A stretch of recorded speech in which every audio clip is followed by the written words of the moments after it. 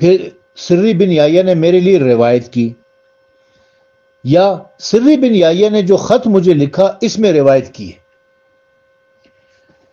تبری کے بعد ابن عساکر جس کی وفات 571 ہجری میں ہوئی ہے نے عبداللہ بن سبا کی داستانوں کو اپنی 80 جلد پر مشتمل تاریخ یعنی تاریخ مدینہ و دمشق میں طلا، عبداللہ بن سبا اور دوسروں کے حالات کے ضمن میں اپنی پسند سے سیف سے نقل کیا ہے۔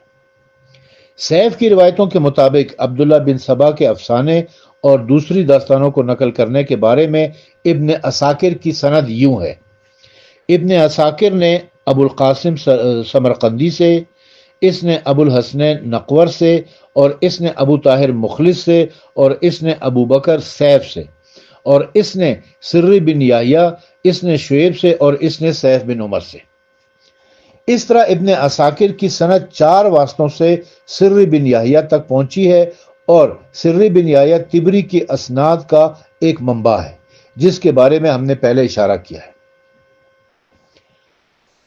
پھر لکھتے ہیں ابن ابی بکر کے حوالے سے کہ محمد بن یحییٰ بن محمد اشری مالکی جس کی وفات 741 ہجری میں ہوئی ہے مشہور ابی بکر ہے۔ اس نے عبداللہ بن سبا اور سبائیوں کے افسانے کو اپنی کتاب التمہید فی البیان فی مقتل عثمان ابن عفان میں سیف بن عمر کی کتاب الفتوح سے اور تاریخ ابن اسیر سے نقل کیا ہے۔ اس بنا پر ابن ابو بکر نے سبا اور سبائیوں کے بارے میں سیف کے افسانوں کو کبھی سیف کی کتاب سے بلا واسطہ اور کبھی تاریخ ابن اسیر سے نقل کیا ہے۔ اس طرح معلوم ہوا کہ ابن اسیر نے بھی تبری سے اور تبری نے سیف سے نقل کیا ہے۔ یہاں تک سبائیوں کے بارے میں سیف کے افسانوں کے مندرجہ ذیل 3 اسناد معلوم ہوتی ہیں۔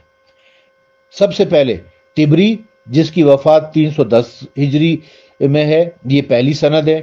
دوسری ابن عساکر کی جس کی وفات 571 ہجری میں ہے، اور تیسری سند ابن ابی بکر کی جس کی وفات 481 ہجری میں ہے۔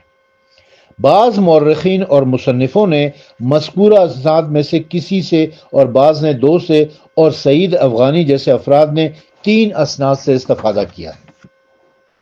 ذہبی بڑا مشہور متعصب قسم کا ناصبی نظریے کا آدمی، اس نے ابو عبداللہ محمد بن احمد عثمان ذہبی جس کی وفات 748 ہجری میں ہے نے اپنی کتاب تاریخ اسلام میں عبداللہ بن سبا سے مربوط بعض افسانوں کو نقل کیا ہے۔ اس نے ابتدا میں سیف سے ایسی 2 روایتیں نقل کی ہیں جو تاریخ تبری میں ذکر نہیں ہوئی ہیں۔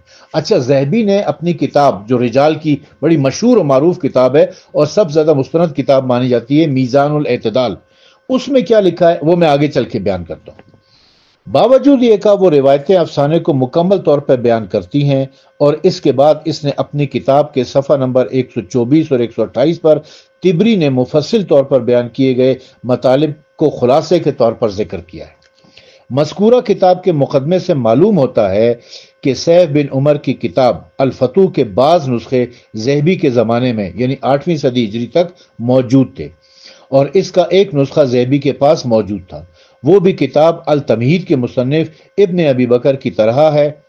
اس سے بلا واسطہ روایتیں نقل کرتا تھا، من جملہ وہ روایتیں ہیں کہ اس نے سیف سے نقل کی ہے جو تاریخ تبری میں موجود نہیں ہے۔ یہاں تک بیان کی گئی